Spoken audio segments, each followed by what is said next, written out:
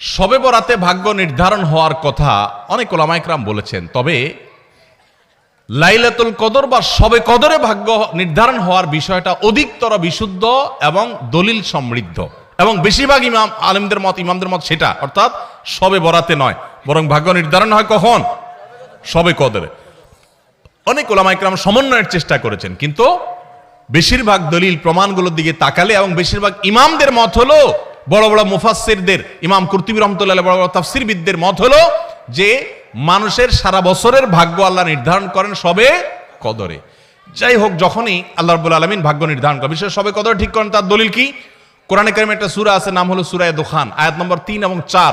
এটার বাংলা অর্থ দেখে নেবেন। আল্লাহ বলেছেন, ইন্না আনজালনাহু ফি লাইলাতিন মুবারাকাতিন ইন্না কুন্না মুনজিলিন, একটি বরকতময় রাতে আমি কোরআন নাজিল করি, ফিহা ইউফরাকু কুল্লু আমরিন হাকিম, সেই বরকতময় রাতে, যে রাতে কোরআন নাজিল হয়েছে, ওই রাতে সব গুরুত্বপূর্ণ বিষয়গুলো ধার্য হয়। বরকতময় রাতে যে কোরআন নাজিল হয়েছে, সেই রাত কোনটা? শবে বরাত না শবে কদর?